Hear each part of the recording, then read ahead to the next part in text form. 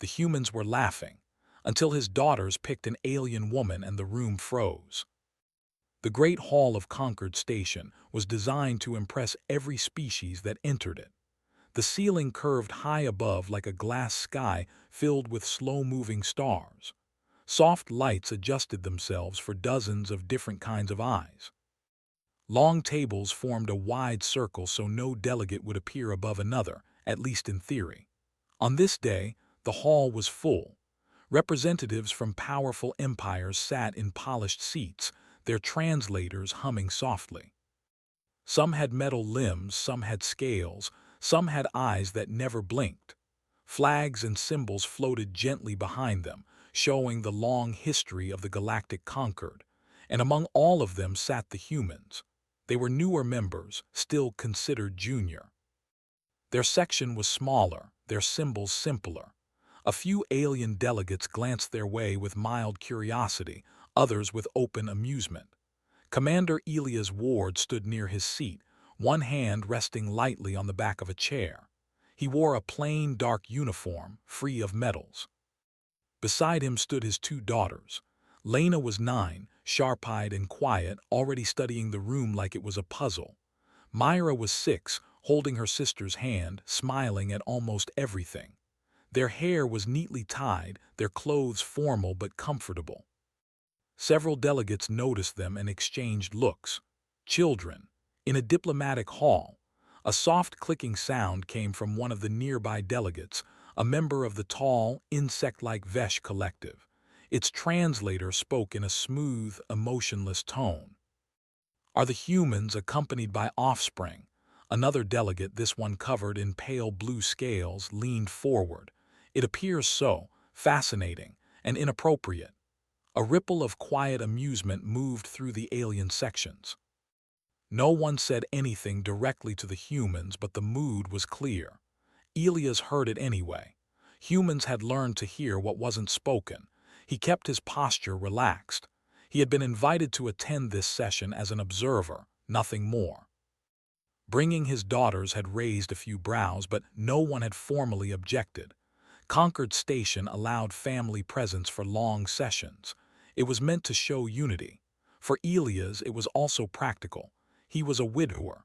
There was no one else he trusted more. The opening speeches began. Long, careful words about cooperation, trade routes, and shared security filled the hall. Elias listened politely. His daughters listened for about 5 minutes before Myra leaned closer to him. "Papa," she whispered, "that one looks like a walking lamp." Elias hid a smile and shook his head slightly. Indoor voice. Lena didn't laugh. She was watching an alien with 3 arms carefully adjusting a floating display. "They don't look happy," Lena said quietly.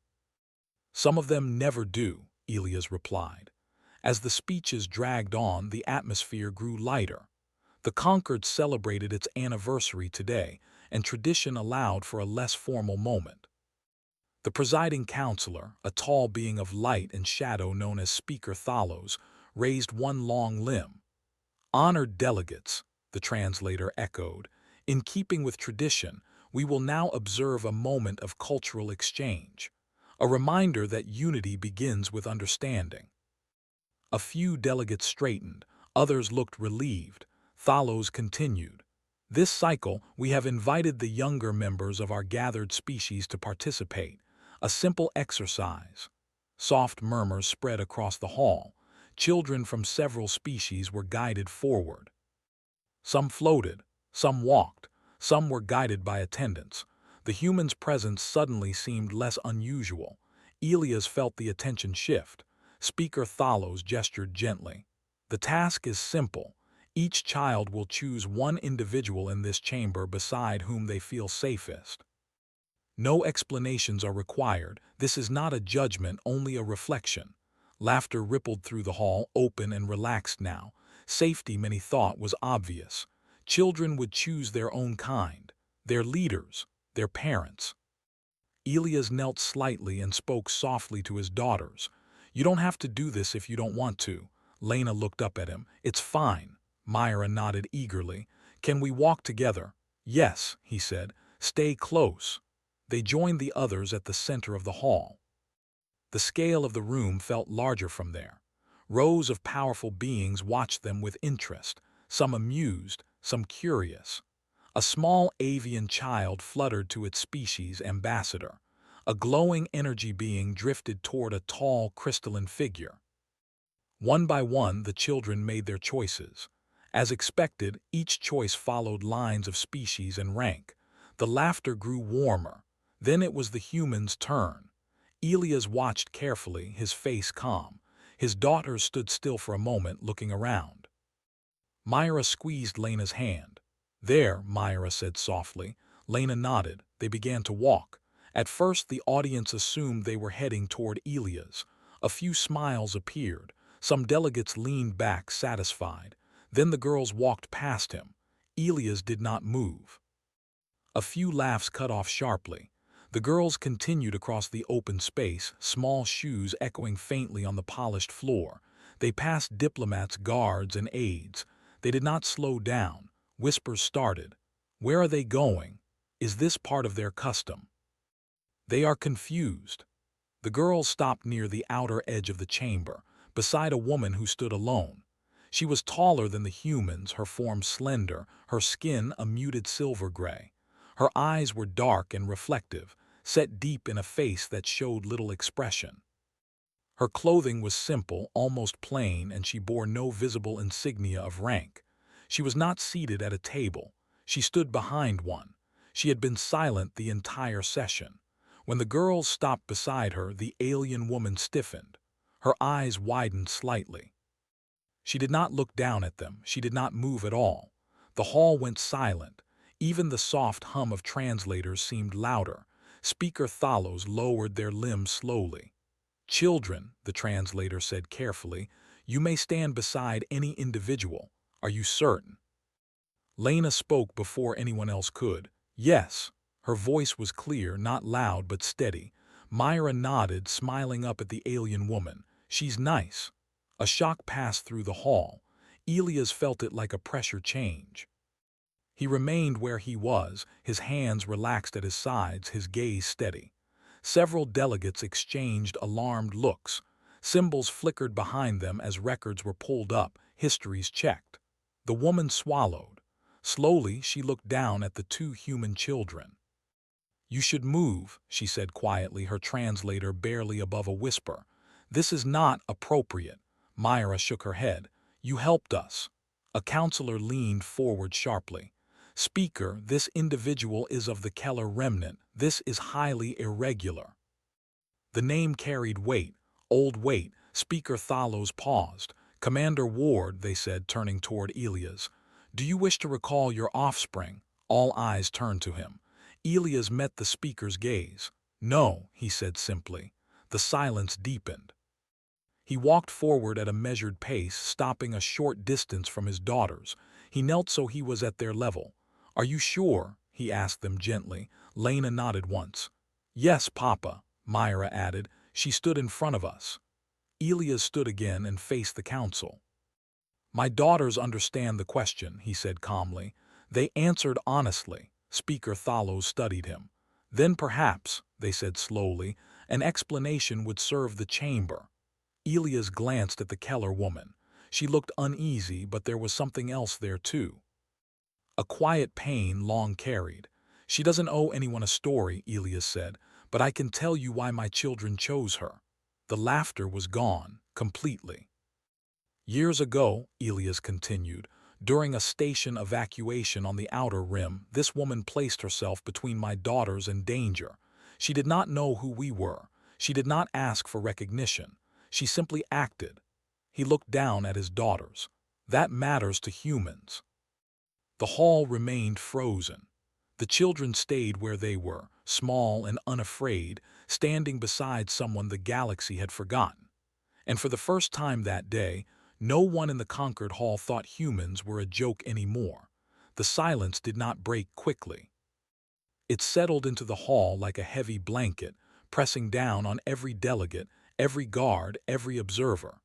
The stars beyond the glass ceiling kept moving, uncaring, while inside the chamber no one seemed willing to breathe too loudly. Speaker Thalos was the first to move. Their form shifted slightly, light bending around their tall shape. "The cultural exercise is complete," the translator said carefully. "The children may return to their guardians." Myra looked up at the Keller woman. "Do we have to go?" The question was innocent. The effect was not. The woman hesitated. Slowly she lowered one long hand, careful, uncertain, and rested it lightly on Myra's shoulder. "It is all right," she said. "You did what you were asked." Lena studied her face. "You're scared," she said quietly. The woman's lips pressed together. "I have reason to be." Elias stepped closer. "Girls," he said gently, "come stand with me for now." They obeyed without protest, but both glanced back. The Keller woman straightened again, returning to her still, guarded posture. Yet something had changed. She was no longer invisible. Speaker Thalos raised their limb again. "Before we proceed," they said, "there are concerns among the council. The presence of a Keller remnant in this chamber was approved under strict conditions. This moment has complicated matters." A scaled delegate struck the table with the flat of their hand. "Complicated is an understatement. That species is a reminder of instability, of war." Murmurs of agreement spread. Elias felt Lena shift beside him. He placed a steady hand on her shoulder. Speaker Thalos turned their attention fully to the Keller woman. "State your designation." The woman lifted her chin. "My name is Seelan," she said. "I am here as a logistical advisor, nothing more." "Your people are rarely present at Concord gatherings," Thalos replied. Seelan's eyes flicked around the room. "That is not by our choice." A delegate from the Vesh collective clicked sharply. "Your kind withdrew from galactic affairs after the armistice. Many believed you incapable of cooperation." Seelan's voice remained calm. "Many believed many things." The tension sharpened. Elias could feel it like static in the air. He had expected discomfort. He had not expected this. Speaker Thalos shifted again. "Commander Ward, your account has introduced historical implications. You claim this individual protected your offspring during an evacuation." "I do not claim it," Elias said. "I witnessed it." Several displays flared to life around the hall as delegates accessed archived records. Dates, locations, and incident reports scrolled silently. A crystalline delegate spoke, its voice resonant. "The evacuation you refer to occurred during the border unrest 12 cycles ago. Records indicate multiple failures of station security." "Yes," Elias said, "and multiple civilian casualties." Seelan closed her eyes briefly.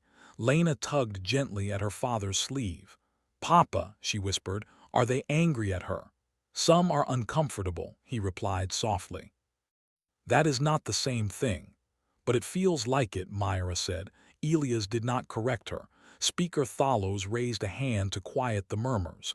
"Seelan of the Keller," they said, "did you intervene during this evacuation?" Seelan opened her eyes. "Yes." "Why?" The question echoed. "Because there were children," Seelan said simply, "and no one else was moving." A few delegates shifted in their seats. "That was not your responsibility," a counselor said sharply. "No," Seelan agreed. "It was not." "Then why take the risk?"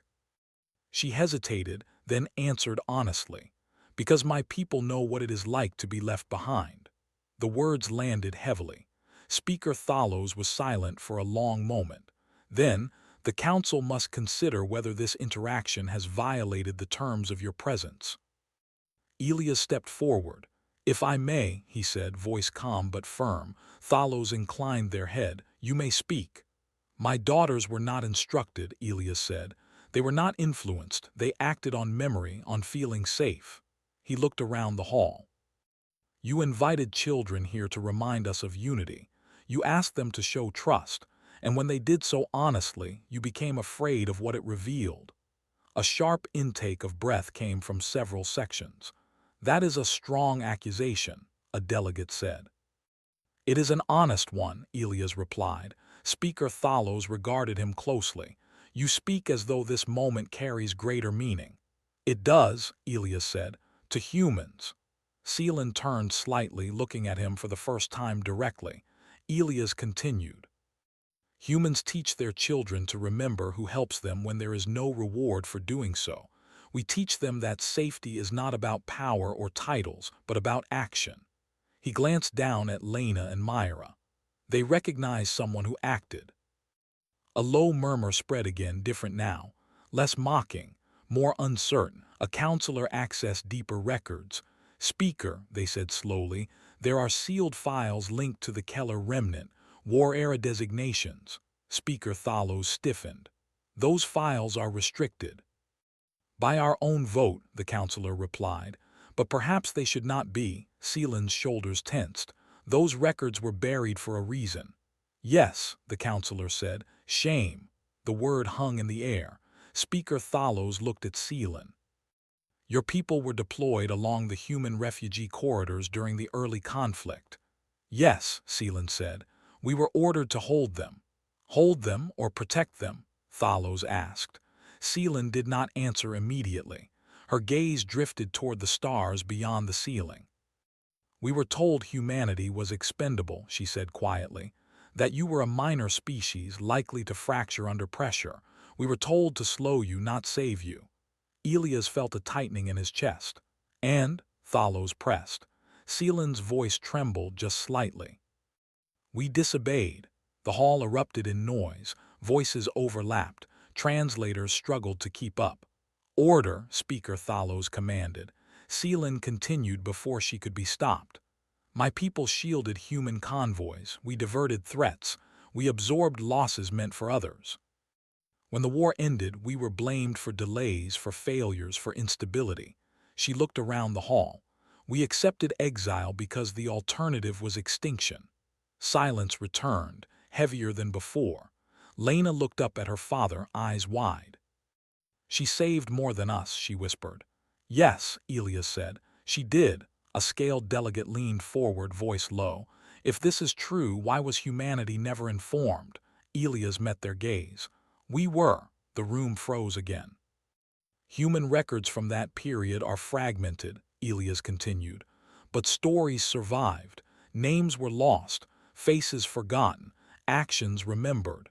He looked at Seelan. My daughters recognized her because I taught them to trust that feeling. Speaker Thalos slowly lowered their limb. This session was meant to celebrate unity, they said. Instead, it has uncovered buried truths. They turned to Seelan. Your presence here has become significant. Seelan bowed her head slightly. I did not seek this. Myra stepped forward suddenly. But we found you. A few delegates startled at the movement, but no one stopped her. Myra smiled up at Seelan. You stood in front of us when it was scary. That means your family, kind of. Elias inhaled sharply.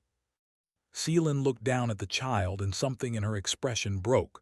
Her eyes shimmered, dark and reflective. I am not what they think is safe, she said softly. Myra shrugged. You were safe to us. Speaker Thalos watched this exchange carefully. The council will recess, they announced. This matter requires reflection. The delegates rose slowly, conversations hushed and intense. Alliances shifted quietly in glances and gestures. As the hall began to empty, Seelan remained where she was. Elias approached her, keeping his movements slow and respectful. Thank you, he said. For what? She asked. For staying, he replied. She gave a faint, tired smile. I have been staying my whole life.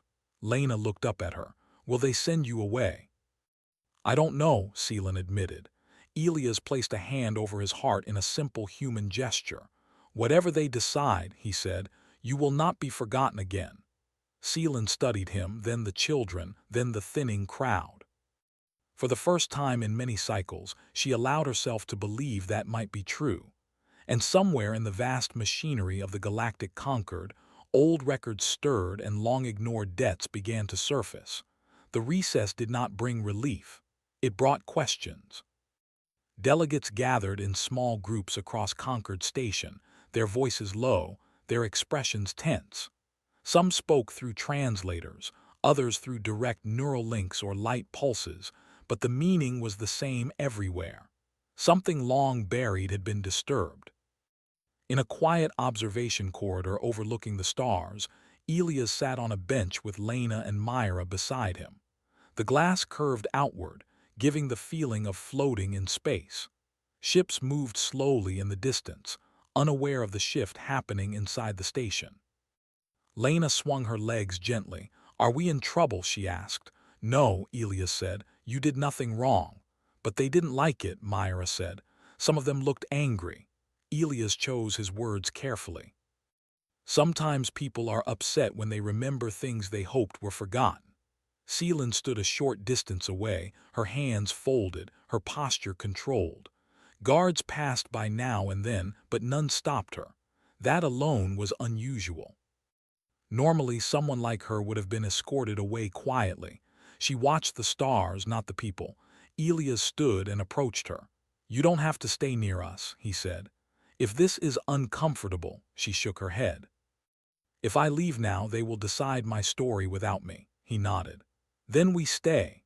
Across the station, Speaker Thalos convened a closed council session.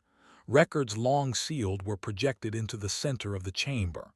Old battle maps, refugee routes, casualty estimates. The data was dry, technical, but the implications were heavy. "The Keller remnants' actions contradict the official narrative," said one counselor.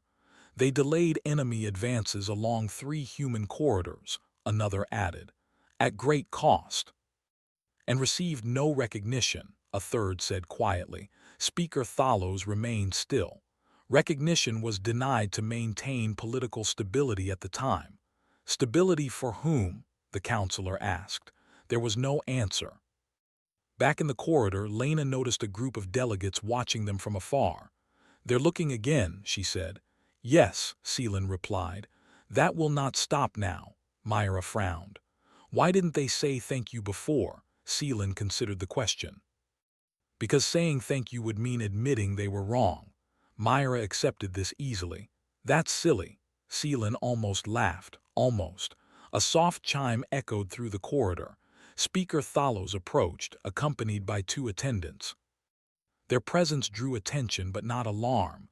"Commander Ward," Thalos said. "Seelan of the Keller, thank you for waiting." Elias inclined his head. "Of course." Thalos looked at the children. "Your honesty has caused considerable discussion." Lena met their gaze without fear. "We just answered the question." "Yes," Thalos said. "That is the problem." Seelan stiffened. "If the council intends to revoke my clearance—" "Not yet," Thalos interrupted. "There are complications." They gestured toward a nearby chamber. "We would like you to attend." Inside, the room was smaller, simpler. No grand displays, no audience, just truth. The council reconvened, this time with Seelan present. She stood alone at first, then Elias moved to stand beside her. The children sat quietly behind him. Speaker Thalos spoke. "The council has reviewed archived material. We have confirmed that Keller forces acted independently to protect human refugees during the early conflict." A murmur spread, even in this closed space. Seelan closed her eyes. "These actions were concealed," Thalos continued, "to preserve alliance cohesion. The Keller were reassigned, then isolated." A counselor turned to Seelan. "Did your people agree to this silence?" "No," she said, "but we were exhausted and alone." Elias felt a familiar anger rise, controlled but sharp. Another counselor addressed him. "Commander Ward, humanity did not press this issue in later cycles." "Why?" Elias answered without hesitation. "Because we survived, and because pressing would have cost the Keller more." Seelan looked at him sharply. He met her gaze. "We knew you were still paying the price." The room grew quiet again. Speaker Thalos tilted their head. "Humans chose patience." "Yes," Elias said. "We waited until someone asked the right question." Lena raised her hand slightly. The room froze. "Yes," Thalos said gently. "Why are you scared of her?" Lena asked. "She already proved who she is." Several counselors looked away. Thalos answered slowly. "Because admitting that truth changes how we see ourselves." Myra leaned forward. "That sounds like a you problem." Elias bit back a smile. Speaker Thalos considered the children, then Seelan. "There is a proposal," they said. one that has not been enacted in many cycles. They turn to the council. The conquered recognizes debt. When proven, it must be addressed. A scaled counselor hissed softly. You would reopen old wounds. Wounds do not heal when ignored, Thalos replied. They faced Seelan again. If the conquered formally acknowledges the Keller actions, it will alter political balance. It will challenge established narratives. Seelan's voice was steady. Truth often does. And what would you ask in return? A counselor demanded. Seelan paused. For the first time, she truly considered the question. Nothing, she said finally. Recognition is not a transaction. It is a correction. Elias felt the weight of those words settle. Speaker Thalos turned to him. And humanity, what would you ask? Elias looked at his daughters, then back at the council. Only that you teach your children the same lesson we teach ours. And that is, Thalos asked. That safety comes from those who act when it matters, Elias said, not those who watch. The council recessed again, this time quieter. Decisions were being made now, not avoided. Hours later, as the station's artificial lights dimmed to simulate night, Seelan stood once more by the observation glass. Elias joined her. They are afraid, she said, but they are listening. That's how change starts, he replied. Lena and Myra pressed their hands against the glass, watching a ship jump into light. Will your people be okay now? Myra asked. Seelan hesitated. I don't know, but we will no longer be invisible. Lena smiled. That's good. Being invisible is lonely. Seelan looked down at her, emotion clear in her eyes. Yes, she said, it is. A soft announcement echoed through the corridor, calling delegates back to the main hall. The next session would decide more than titles or trade routes. It would decide how the galaxy remembered its past. And for the first time in a long while, Seelan walked toward that future not alone, but beside humans who had never forgotten. The main hall filled again, but it did not feel the same. Where there had once been light laughter and casual confidence, there was now caution. Delegates took their seats slowly, their movements measured. Displays behind them glowed softly, showing neutral symbols instead of proud banners. It was as if the room itself understood that something important was about to happen. Elias entered with Lena and Myra at his sides. Seelan walked a short distance behind them. No guards blocked her path. No one asked her to stand apart. That silence followed them. Speaker Thalos stood at the center, tall and still, their form casting gentle shadows across the floor. When all were seated, Thalos raised their limb. This session will come to order, the translator said. What is discussed now will be entered into permanent record. A quiet ripple moved through the hall. Speaker Thalos continued. The Conquered was founded on shared memory and shared responsibility. Today, we must address a failure in both. Several delegates shifted uncomfortably. The Council has reviewed verified records, Thalos said. It is now confirmed that the Keller remnant acted to protect human civilian convoys during the early conflict, in direct contradiction to official strategy. The words were calm. The impact was not. Screens around the hall lit up, showing old maps and timelines. Routes marked in red shifted to green where Keller forces had intervened. Numbers changed. Losses that should have been higher were suddenly lower. Gasps echoed softly. These actions saved lives, Thalos said. Human lives. Seelan stood very still. Her hands trembled slightly, but she did not lower her head. A scaled delegate spoke. Speaker, this recognition undermines prior rulings. Yes, Thalos replied. Those rulings were wrong. The word carried weight. Thalos turned toward Seelan. Seelan of the Keller, step forward. She did. Every step felt heavy, but she moved with quiet dignity until she stood at the center of the hall, the same place where laughter had once filled the air. The Conquered acknowledges the sacrifice of your people, Thalos said, and our failure to honor it. The hall was silent enough to hear the low hum of the station. For cycles, the Keller were isolated under the pretense of stability, Thalos continued. That isolation was unjust. Seelan closed her eyes. We cannot undo the past, Thalos said. But we can correct the record. A symbol appeared above them, old and rarely used. By authority of the conquered, Thalos announced, the Keller remnant is formally recognized as a protective force during the early conflict. Their actions are to be recorded as honorable. A wave of emotion moved through the chamber. Some delegates bowed their heads, others stared in disbelief. Seelan exhaled shakily. Elias felt Lena squeeze his hand. A counselor spoke hesitantly. And what of reparations? Thalos paused. That will be discussed. But recognition is not conditional. They turned slightly. Commander Ward. Elias stepped forward. You and your children brought this truth into the open, Thalos said. Do you wish to address the conquered? Elias looked around the room. He saw fear, regret, and something new. Respect, I didn't come here to speak, he said, but I will say this.